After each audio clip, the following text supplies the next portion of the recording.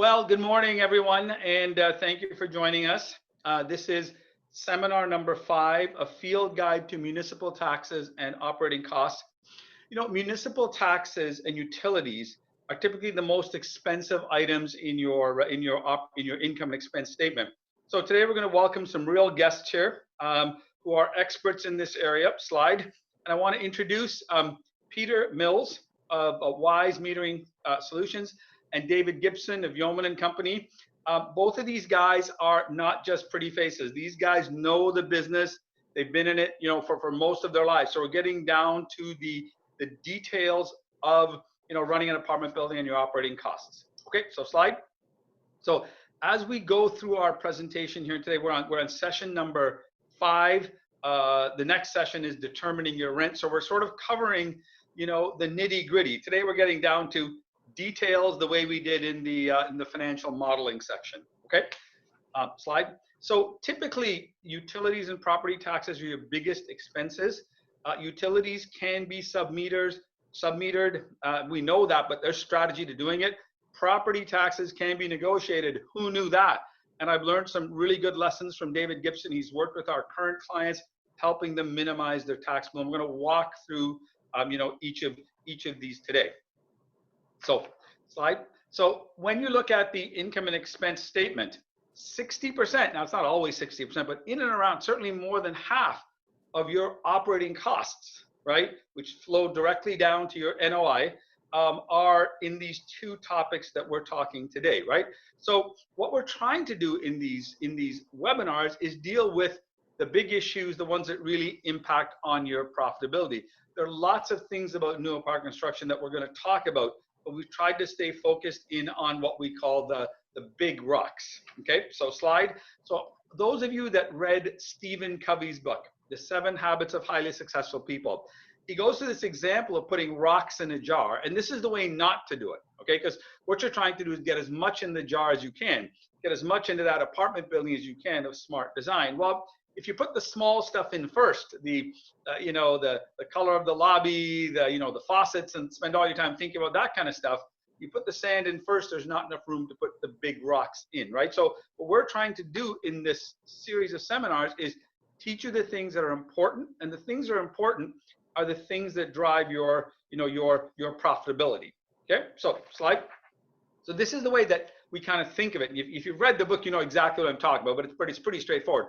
What are the big items that you have to consider when you're first planning an apartment building, when you're at the early stages? At the feasibility stage, right? Should you build? What should you build? How much can you charge? What's the depth of the market? How much money will you make if you build it and sell it? So the big rocks today that we're talking about are utility costs and municipal taxes, okay? And we're going to drill down onto those. But what are the other things that determine the success of your project? Well, it's the unit mix and the unit size, because that leads to the rents, right? Then the lease up you do, because that leads to the rents, and then the financing. So those are the big issue. There are lots of other things that you need to think about, but when you're doing your initial planning, now you don't need to be thinking about your model suite. It's important you get the right furniture in there to accessorize the unit properly for the resident profile you've chosen, but that's something you can do down the road. You can think about your gym equipment now for sure, but let's just make sure you've got the right size gym, and we'll fit it out later on. How many electric car stations do you need? Well, we don't know just yet, but that can be changed, later on. The package delivery system, selecting your property manager and all that stuff, some of those decisions can be put off for, a good year. So let's focus in on the main things. And slide. And so the other chart that I showed earlier, and again, it's sort of representing the same thing. And the point I'm making here is that there are the analogy here is treat this like a series of gears that work together. It's not just one thing that's going to get this thing right. Okay, so for sure you need to look at your target renter profile. That's probably the very first thing you need to do. And Sally addressed that. Will be addressed a little bit, I think, on Wednesday. But that's going to determine your unit mix. That's going to determine your resident profile. It's going to determine your parking. That's going to determine your rent. And then then there's the development charges, the price per unit. All those things mesh together. And what we're trying to do is cover those larger items for you. And 2 of those items are today. So I want to introduce now, Peter Mills from Wise.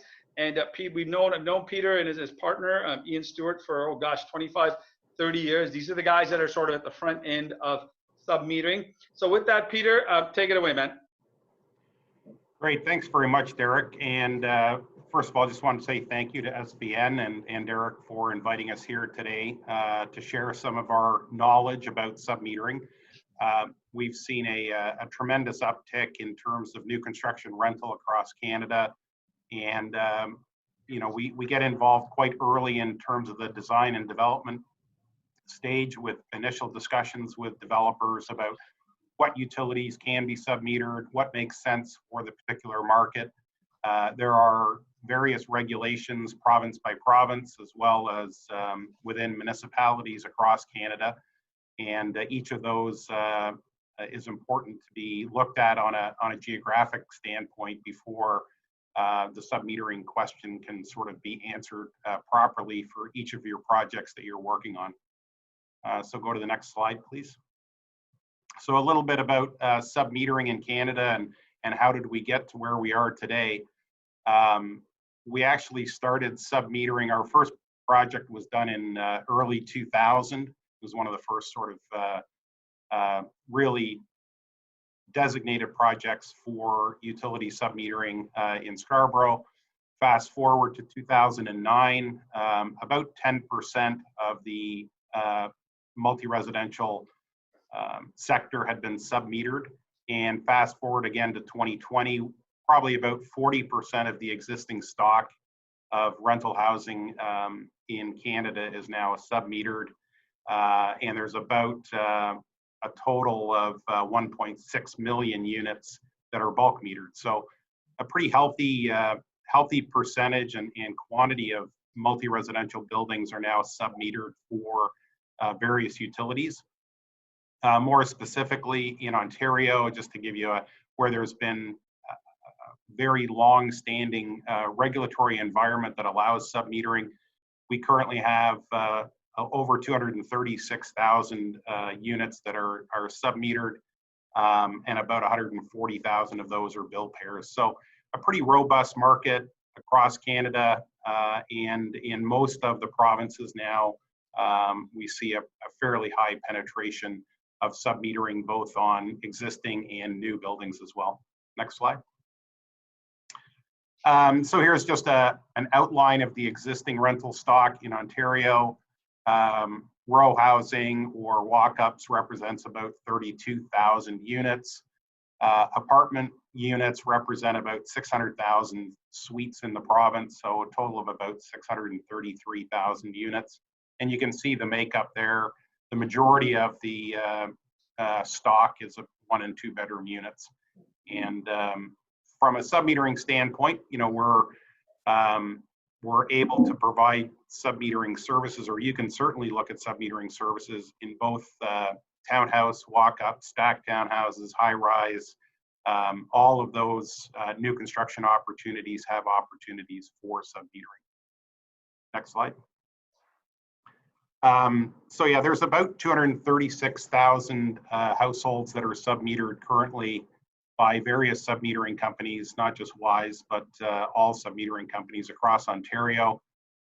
Conservation impact in 2019, those units saved about 32 million kilowatt hours a month. So there's a real significant energy savings and conservation impact to submetering. When residents start to receive a bill and pay for what they use, all of a sudden they reduce their consumption. So no surprise, when you have to pay for something, you typically will use less and you're much more conscious about it. In terms of climate impact, that same number of households reduced greenhouse gas emissions by about 1.3 billion greenhouse grams per month, which is very significant in terms of global impact in terms of energy savings and conservation.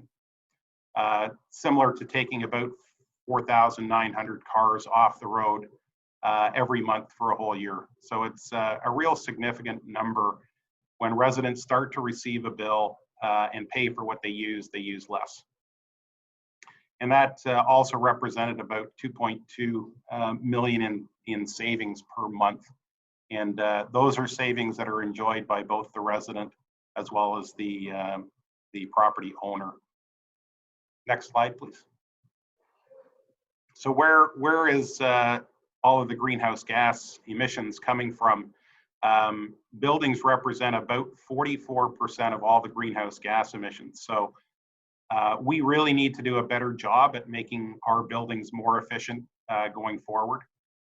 As well, all of the residents that are in those buildings need to be more efficient in terms of how they use their energy. And submetering can certainly play a significant part in that.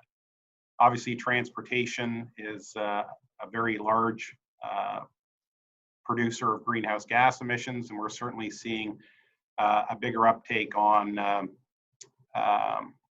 electric vehicles, which is helping with that as well. Next slide, please. So a little bit about submetering. The nice thing about submetering is it eliminates this volatile, variable, and sometimes very difficult to control in-suite utility cost. If your suites are not submetered for electricity or water or thermal, the landlord owner is paying for those in-suite costs directly, and the resident has no incentive whatsoever to control their costs. So submetering eliminates that volatile and variable in-suite cost and fixes it. It doesn't matter what happens with rates every month, those rates get passed through directly to the resident each and every month, and they pay for what they use. So it reduces your exposure to utility rate increases. We've seen a very steady increase in electricity rates up until last year, probably at about 6 to 8% per year. Water rates continue to frankly skyrocket in many municipalities across Canada. And again, having residents pay for their own utilities eliminates that exposure to you, the developer and the owner, of any rate increases. Submetering also obviously advances the sustainability agenda, which we're seeing more and more residents are interested in ensuring that their new buildings that they're moving into are sustainable, have energy management in place, and that that they can have an impact in terms of reducing greenhouse gas emissions. So it's important. And I guess the biggest impact financially is the significant increase in property value that's generated from submetering, really allowing you to reduce your expenses, increase your net operating income, and thus drive value into the buildings. Next slide, please.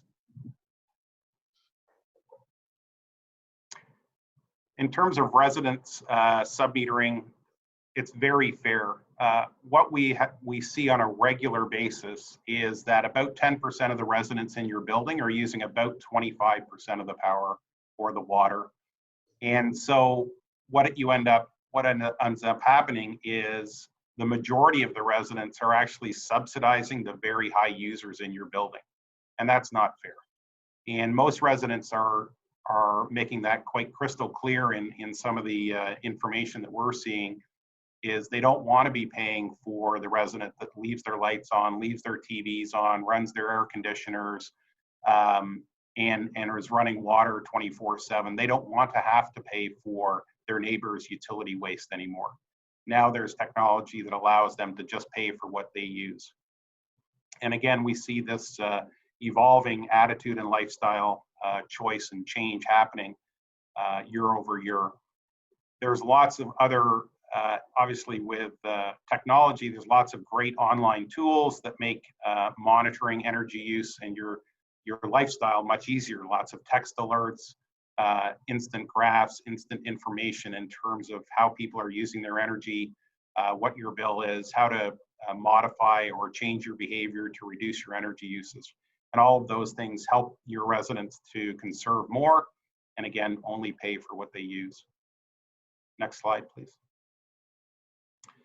This was an interesting survey that was done. So Informa and Avis & Young do an annual survey of rental residents across Canada. In 2019, the tenant survey that they did represented about 20,000 tenants that took the survey. And as I said, we've seen a gradual change in terms of how residents are seeing their utility costs. And they were asked, would you like your utilities to pay for it on your own, or would you like it still in your rent? And just over 60% of the residents, have now stated that they would prefer to see their own utilities measured directly and pay for what they use. So that's a pretty significant change from what we saw, say, 10 years ago, where that number was probably in the 25 or 30% range. Next slide, please. So what is the impact on submetering directly in terms of utility consumption? We look at portfolios of buildings on an annual basis and determine exactly what the annual savings are. Over long periods of time, we now have almost 200,000 suites under contract. So we have access to a lot of data in terms of what residents use. I would say generally the electricity reduction between what a bill payer would use versus what a non-bill payer would use on electricity is about 35%. We've seen some buildings reduce their in-suite consumption by as high as 50% from non-bill payers. So there's a significant impact that happens when residents receive a bill. Similarly, on water consumption, on average, we see about 22%. Again, we've seen projects as high as 31, 32% savings in terms of water consumption reduction as a result of being metered and billed for their own use. We also see a similar trend when it comes to thermal metering, where you're metering and billing for heating and cooling in the unit, as well as anytime we have sub-metering for natural gas for a particular unit. So the savings are pretty dramatic. I don't think there's another sort of energy management or energy management technology that you can implement in a building that's going to generate these kinds of savings. And these are really just behavior changes from residents receiving a bill. Next slide, please. So some people would like to know how much electricity, water, and thermal energy is being used in suite and what those costs are. So these are, some general figures. A lot of this is dependent upon the geographic location. Our friends out in Victoria and Vancouver certainly see a lower thermal energy on a monthly basis. And our northern climates, say in Edmonton, would see some higher electricity costs. Electricity, water, and thermal rates vary a lot across Canada, but these numbers generally are pretty firm in terms of if you're doing some initial pro forma budgeting for your property. So electricity, about 60% of the electricity bill, the bulk bill, actually goes to in-suite usage. Water, about 90% of all water use in multi-res buildings is used in-suite. And about 50% of the thermal heating and cooling costs are actually used in suite. And there you can see the average dollar cost. So electricity is about $75 per month, water roughly about 40. And again, depending on the water rates, we see some jurisdictions that have water rates that are 2 or 3 times the average across Canada. So those water, and depending on the building type as well, the water consumption could be as high as $100 a month. And the thermal energy costs for heating and cooling, when you've got a typical fan coil or heat pump system, would be about $40 to $60 per month. And the nice thing is, when these dollar amounts are being billed and paid for by your residents, you no longer, as the building owner, are responsible for those costs. So that drives up your net operating income and drives value into the value of your units. So when you're looking at your pro forma cash flows out a number of years, I've used here a 4% cap rate. By submetering for electricity, water, and thermal, you can generate anywhere between, on the electricity side, $22,500 in new value into that property.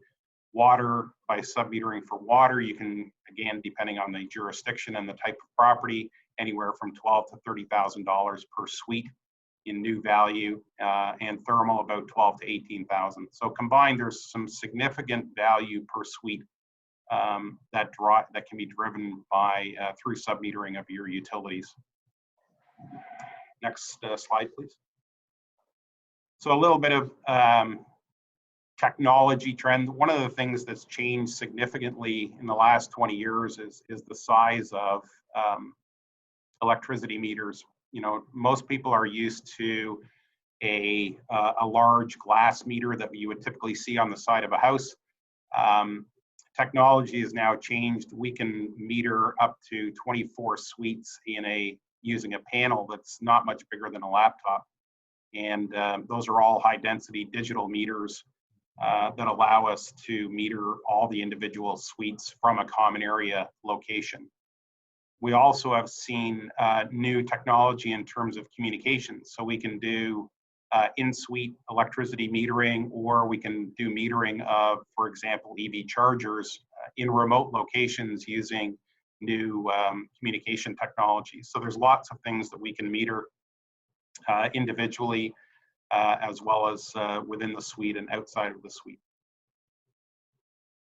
Here's an example of two multi-customer metering panels. You can see on the right side of your slide. Those particular panels allow us to meter 24 suites. So that would be replace having 24 glass meters that a local utility might use. And those two panels together, we're metering 48 suites in a very tight, small, neat location. We use remote data collection and a cellular connection to get the information out of the building. So there's very little disruption in any of the common area closets to get the data out. And these are all Measurement Canada approved for accuracy in terms of measurement and billing. Next slide, please. So this was just a comparison. This was 5 multi-res buildings that were bulk metered, and they actually wanted to retrofit these buildings. The savings was about 52% in this particular set of buildings, about 1,200 units. Again, it just really shows what can be done when residents start to receive a utility bill and they change their behavior and see the savings. Here's an example of a single point meter. So we'll use this for potentially small commercial or retail locations within your development.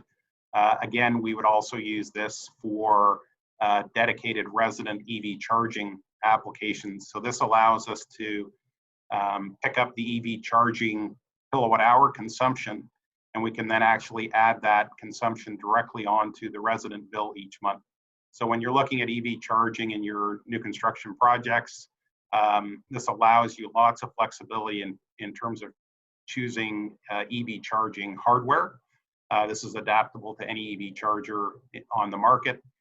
It uses wireless power line carrier technology to move the meter readings back to our central system, and then we just match that consumption up with their resident electricity bill and put both pieces of consumption on one resident bill each month.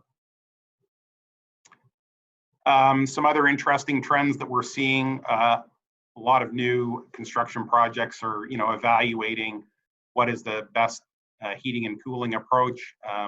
Heat pumps are a very effective way of providing heating and cooling for the particular units. The nice thing about this is we pick up about 80% of the energy used by a heat pump is picked up by the electricity meter.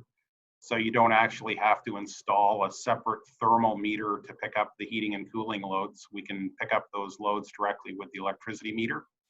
And we see heat pump applications or variable refrigerant flow applications quite a bit nowadays. Again, very dependent upon the type of development you're doing. But in any of the heating and cooling applications, we're able to either meter directly for the heating and cooling costs or indirectly in this application through our electricity meter. Water metering has changed significantly over time. I guess the biggest change has been in terms of communication. So we use a wireless communication technology. So the meter gets installed vertically or horizontally within each unit, and we then wirelessly transmit the data back to a central collector in the building. So there's no hard wiring required. That meter is embedded directly in the wall cavity, so it doesn't create any sort of aesthetic problems inside the suite whatsoever. Lots of interesting things coming from our water meters. We're able to provide leak detection and freeze detection alerts. So if you do have a water leak in the unit, there'll be an email alert that goes out to the resident, the on-site manager, and the property manager. Similarly, if there's the water temperature drops below 4 degrees C, an email alert is sent out to that same group of people that are associated with the suite, so that the either the resident or the on-site staff can take corrective action right away before it becomes a problem. Water metering allows you to pick up about 90% of the water use in a building. So it's an important utility to measure, and it's an important utility to make sure it's billed back to the residents. Next slide, please. And here's just another quick case study. This was 9 different townhouse complexes where we had installed water metering. We monitored the bill payers and the non-bill payers. About 22% average water consumption savings, generating about 1.2 million in new property value for the building. So pretty significant savings and value to the owner. Next slide. Thermal metering. So this is something that's a little bit newer to Canada. Thermal metering has been in Europe for over 100 years now. Funnily enough, 100 years ago, they used to measure the amount of water that evaporated in your unit, and they would then convert the amount of water that evaporated into an annual charge. So in the early 1900s, that's how thermal metering was actually done in Europe. Things have changed a lot since then. Thermal metering now actually uses a pretty sophisticated algorithm of flow of the hydronic fluid through the fan coil unit, as well as the incoming and outgoing temperature of the hydronic fluid, and then applies a energy rate to those inputs. And so we're very accurately able to measure the thermal energy use for heating and cooling that's used within each suite. And we apply that thermal metering and cost directly to each resident bill each month. The other nice thing that's happened, on thermal metering is we've now applied a wireless communication technology to thermal metering. So again, no hard wiring back from in-suite back to a central location. We use a wireless communication technology, and that's reducing construction costs pretty significantly and eliminates the headache of having to deal with different trades on who's going to be doing that wiring during construction. Here was an example of a retrofit that we did. Have 90 suites in Toronto. We deployed a wireless thermal technology, and bill payers were using about 29% less heating and cooling costs than the average non-bill payer. We generated about $400 per suite per year in savings, generating about $10,000 in new value for the property per suite. Next slide. Obviously, EV charging is on the minds of every new construction project, and the regulations are vast and different across all of Canada. Some locations require 100% EV charger ready. Other locations require 20% of the stalls to have EV chargers. It's a very ever-changing and quickly changing marketplace right now. Lots of new technology hitting the market, and what we've tried to do is try to be agnostic about what technology you want to use for your EV charger, but allow you to bill the resident who is using a designated EV charger for their parking space, bill them directly for their energy use. So they're only paying for what they use. They're not having to pay a high hourly rate for their dedicated resident parking. You can still have visitor parking, EV chargers that are billed by the hour. And but this solution allows residents to have a EV car, electric vehicle, and charge and just pay for what they use, just like they would if they were at their own home. Again, make sure you understand the regulations that are required across each province and each municipality. There's quite a variance between municipalities across the country. Next slide. Some of the things that are really important to make sure you address with submeterers and submetering companies is how are they going to get data about your residents into their billing system. So most submetering companies should be using an electronic data exchange protocol where the billing system actually does a handshake with the property management software each night, extracts the move in and move out information of the resident, their move-in date, their move-out date, and applies that resident data directly to the billing system so that each resident is billed exactly for the months that they are residing there and no days are lost. You want to make sure that all of the billing is fully transparent and consistent over time. There's lots of regulations across the certainly across Ontario, and specific regulations in BC, for example, around electricity submetering. So there are lots of regulations that need to be adhered to. You want to make sure your provider is very transparent, meeting all of those regulatory requirements, so you're not offside with any of your residents. The other area is to make sure that residents have online help, help on their phone app, or can call into a call center. And the other key component to a successful program is making sure your residents, as they're coming in for lease information, that they have an education package that's ready and it's easy to understand for them in terms of what they're responsible to pay for, what their costs will be, and how to enroll. And then, of course, ongoing staff training across the organization is key for a successful program. And with that, I'm going to turn it over to David. I've got a question for you, Peter. Yes, sir. I think that, as a resident, the preference would be, I want to pay you one check a month and I want that to cover heat, hydro, water, and taxes. That's just a natural preference. The point is, and I think we do this in our sales training, right, is what you say to someone is really simple. You say to the resident, look, when you drive around at night and you see an apartment building with all the lights on, it's lit up like a Christmas tree. Who do you think is paying for that? You are when you're bulk metered. You're paying for everybody else's use and abuse, right? But when a resident understands that they save and everybody saves, so it's part of the explanation to the resident, because some landlords initially, when you were doing sub-metering, said, well, I don't want to be the first guy to sub-meter because it looks like the other guy has an advantage. So it is a training of your frontline staff and your residents to realize that this is a win-win-win. You know what I mean? The environment, the owner, and the resident, right? So there's no downside to doing this. Right. Yeah, no question the resident who becomes a bill payer and is a bill payer does better off than a resident that it's buried in their rent. It's an all-you-can-eat buffet versus pay for what you eat. So there's no free lunch. There's no free lunch. It gets paid for eventually. Okay.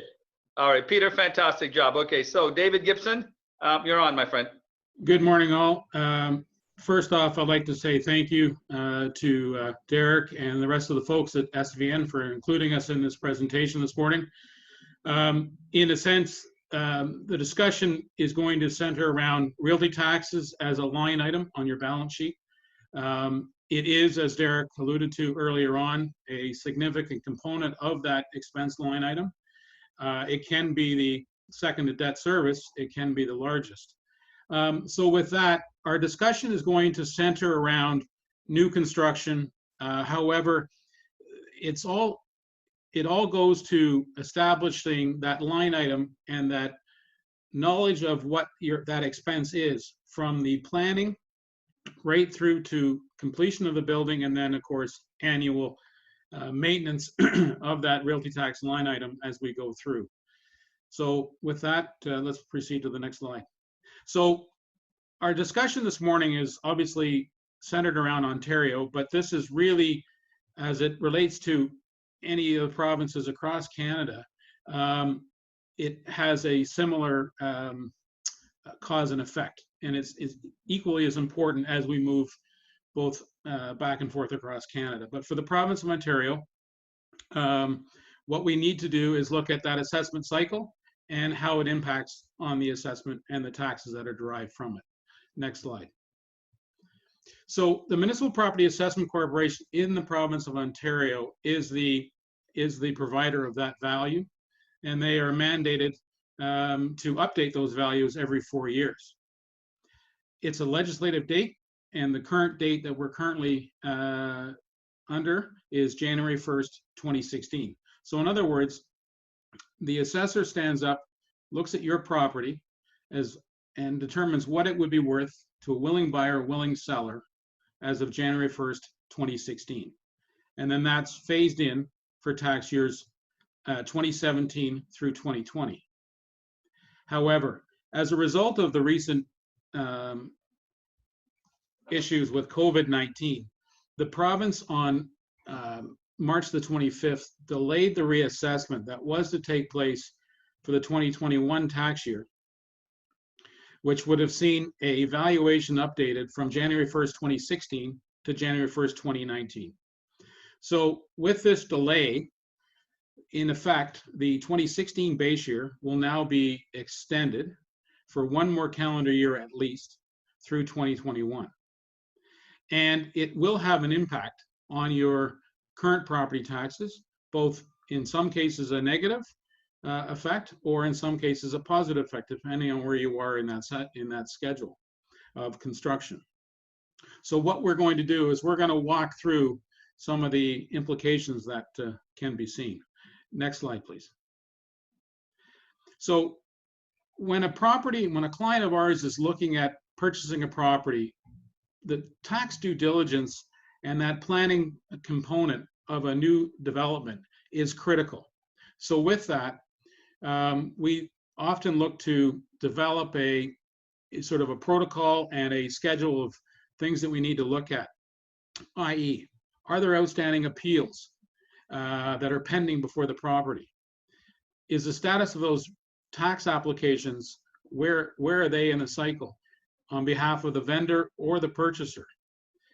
If it's a tenanted property today and it's going to be demolished to allow for the planning and redevelopment to a higher and better use tomorrow, are there leases in place, with the tenant and the leases that are in place, is there demolition clauses, or are there other avenues that the new purchaser can deal with in terms of setting out that process to ensure that they can have a smooth transition to the new development? So the due diligence component is a very critical and important role that we look at for every one of our clients in that process. Next slide, please. The impact of the assessed value and the tax class that's applied to that property today can have a very significant impact on the planning and the various stages of development.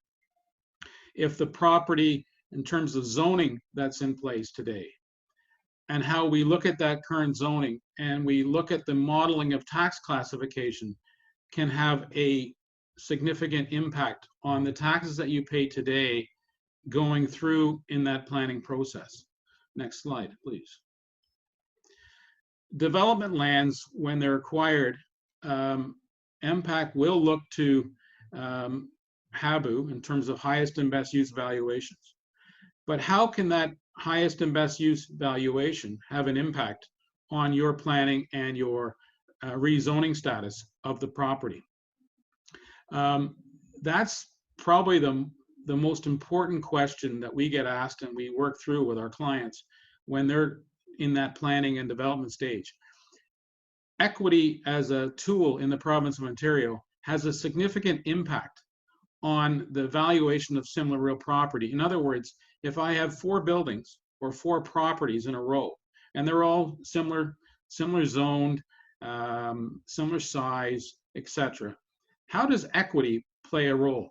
Well, if the assessor applies a value to, say, 3 of those 5 properties that are consistent, and then the remaining 2 are higher, we can then take advantage of that equity provision and try to draw down that value to reduce the tax liability that is incurred through that time frame. So it becomes a very important tool. So I'm now going to work through a basic example of a development that we were involved with in Toronto, and it doesn't matter where it is in the province, but these are similar cause and effects that we work through. Next slide, please. So in this case, we have, in this example, we have 2 base years. We're in the current 2016 assessment cycle, and that is in place, as I mentioned, between 2017 tax year and now 2021. Well, in this case, the zoning was in place, and the zoning and the tax class that was applied to that zoning and that property was commercial, and it carried the full CT tax rate.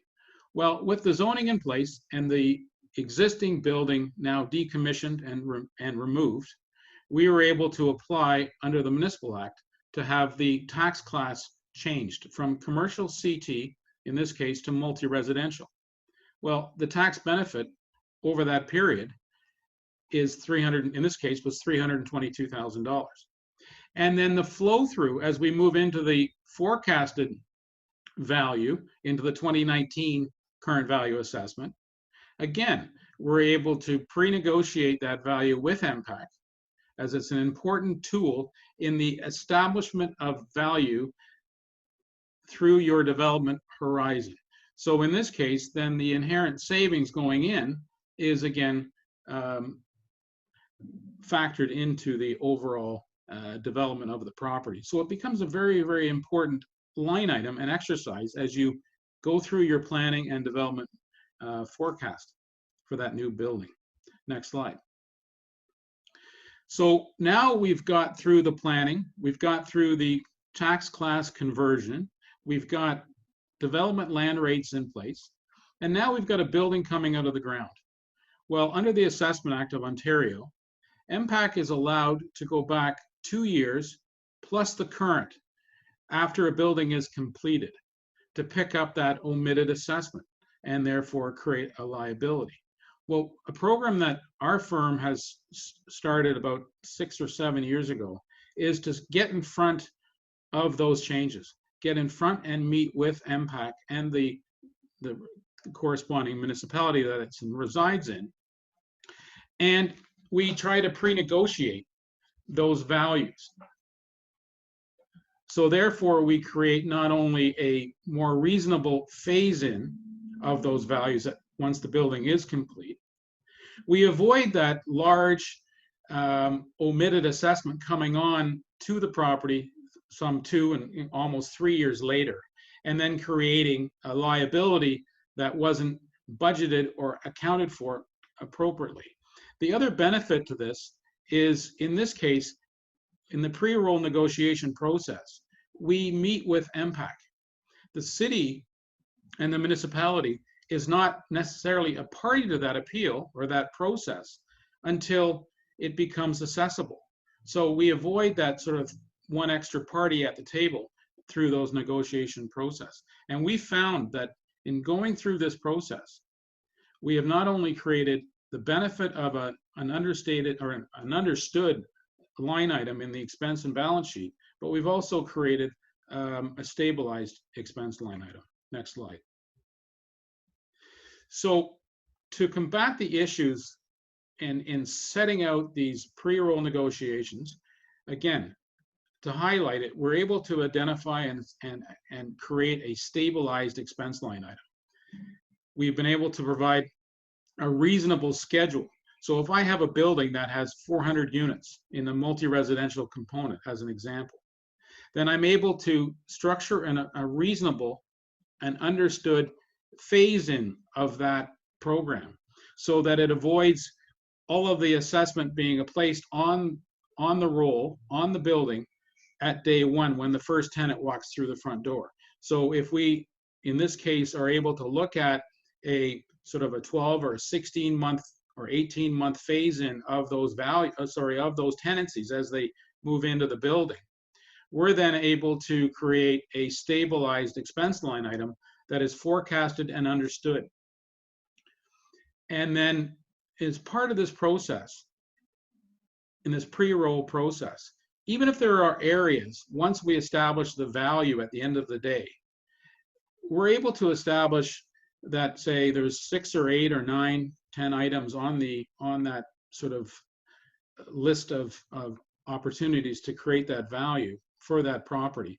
But if there's items that we can't agree to, then you still have the right of appeal. So we can streamline the process, and it becomes a lot more organized and stabilized as we work through this process. Next slide, please. So one of the areas that's very important is expense breakdown on a multi-residential building, as an example. If you look at the chart there's a half dozen items that make up the expense ratio for both a new and an older building. The impact in their breakdown of that for new construction, because it now qualifies for, in the case of all the provinces of Ontario, we have, all the municipalities in the province of Ontario, we have a line item of property tax, which represents approximately 8% of the effective gross income. On the existing builds, the older stock, the 1960s sort of special, 15% is allocated because it carries a higher tax rate. Insurance, admin, management, utilities, and repairs are all consistently applied between both the new and the old. Then for repairs, again, there's a bit of an offset. Obviously, the repairs and maintenance, you wouldn't need to spend as much on a new build as you do the old.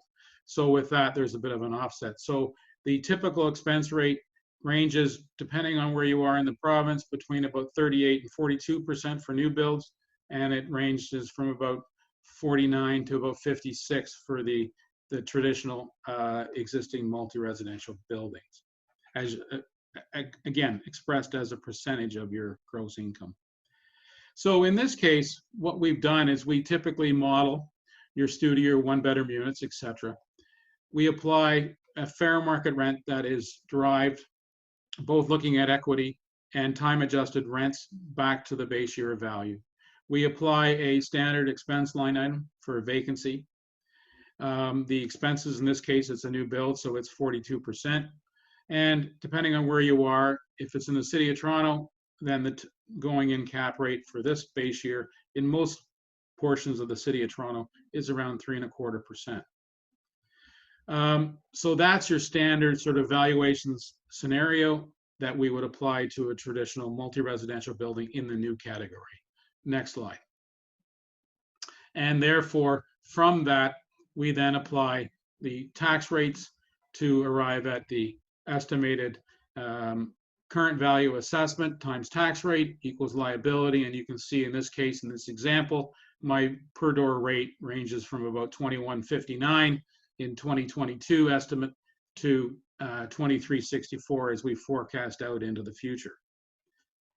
Next slide, please. So the pre-roll negotiations, the appeal tracking mechanisms that are put in place, the tax bill management, tax budgeting and forecasting that we do. We also offer tenant inquiries and dispute resolution. We do tax recharges for those commercial industrial properties, rebate applications, and of course appeals. We track refunds within each of the municipalities, and we collect the assessment data, and we manage that process throughout each of our clients' buildings. And then, as I noted, due diligence. Due diligence is critical, and whether it's a planned development or an existing build, the due diligence comes into a significant component of each one of our programs. So with that, I'll turn it back over to Derek. Thank you very much. Any questions, happy to answer. Okay, great. David, that was fantastic. I think that a lot of information was presented here today, especially when you put up a spreadsheet and things like that, David. So yep. We're gonna, shortly after this, we record every webinar and we send it back to you guys. We send it back to you, and we'll also send it to all the people online. So I would recommend that, David had to go over some pretty complex stuff pretty fast, right? sort of like the session number 2 where we did the pro forma. So you can go through those again. I think, David, one thing, and I think everyone understands, but I just want to be clear, the municipality used certain expense ratios. Those aren't necessarily right. Those aren't necessarily your ratios. There's just a fixed method that they use, correct? Because that's not going to jive necessarily. Every building's different. Every building is different, no question. And as you can see, for most new constructed multi-residential buildings, your expenses are running at that sort of 25 to sort of 28, maybe 29%. Correct. Whereas MPAC is applying a much higher rate. It's 40 and 42%. So, but on the converse to that, one of the discussions and the arguments that we've had with our friends at MPAC is that the cap rate on that new build shouldn't be 3.25. It should be 4.5 to reflect the fact that I do not have a stabilized expense line item. However, with the offset of a higher expense ratio, we're not too fussed because I pick it up where I pick up that part of the debate. I'm picking it up in my expenses where I so I'm accepting the cap rate reluctantly, but I'm picking up that differential, that spread in the expense line item. So, you're robbing Peter to pay Paul, and that's how it's sort of handled. That is not, as you say, Derek, that's not our breakdown of expenses. That's MPAC's applied breakdown. Yeah, and so just keep that in mind, right? And right. The point here is, and that's the other point I made earlier when we were talking about the pro formas, taking a percent of your expenses for your operating costs is a big mistake. Because if your rent is $1,000, your hydro cost is the same if your rent is $2,000, right? Right. So that's an important point, and you've got to do the line item numbers. That's the purpose of this webinar, is to teach you how to do that. Okay, good. So I think that's important that MPAC uses sort of a catch-all process. I want to thank both you guys for joining us. So the lesson learned here, and at the end of everyone, we just want to recap, is that rent, we're covering tomorrow, the cost of capital, we covered that in the last time, and operating costs have the biggest impact in your pro forma. Our job here is, like, you're already a developer, you want to enter the development business, it's about making a higher profit and a higher margin. And when you focus on these in order of priorities, right? There are a lot of things to think about building an apartment building, but rent, cost of capital, and then these two big operating costs, make all the difference. Okay, next slide. So I want to put the information here for both Peter and David. Some people have been asking questions along the way. We've referred them to Peter and David, but you'll and in the subsequent email we'll have their information here as well. But you can reach out to them as you need to. So guys, thanks very much for joining us, and we'll see you hopefully soon sometime. Okay. So Thank you very much, Derek. Yeah. Okay. Pleasure. Thank you. Thank you. So we're moving ahead here. We're on Wednesday. We'll be halfway through our 12 seminars. We've got 2 more scheduled. Because we got a lot of questions about affordable housing. And here's why we've chosen to do affordable housing seminars in this format. It's not top of the waves. There's not 10 speakers on. It's going to be instructional with detail, with pro formas, with financing strategies and things like that. I think that as we move out of this time that we're in, there's already a number of programs that are available to build affordable housing. But we think as we come out of this, all levels of government are going to have to focus on capital infrastructure projects to get the economy going. I think that there's a high likelihood if we get a coordinated, unified affordable housing program across the country where the federal government, the provincial government, the municipal government work closely together to create affordable housing for Canadians. It's the asset class that doesn't have a limit right now as to how much you can build. A lot of asset classes are going to be contracting, rolling back, or staying the same, So we'll put out details on that. But if you want, June 23rd, June 25th, mark in your calendar at 11 a.m. Okay. And the final slide. Our next session is, I think, probably the most important one. Remember the formula we gave you in the very first session. $100 in rent times 12 at a 5 cap equals $24,000. Peter referred to that, right? The savings that you get on your utilities go right to your bottom line, right to your NOI, and then that gets capped, right? So we're talking about the factors that drive rent. We're talking about a new construction. If your rent is $2,500 a month for a 2-bedroom apartment, then $100 a month is $2,600. And if you can afford $2,500, you can afford $2,600, and you're going to get it because you've done your building properly. But that $100 in rent is a tremendous amount of value to your profit. And that's what we're going to focus on. Thanks again for joining us, and we'll see you next time.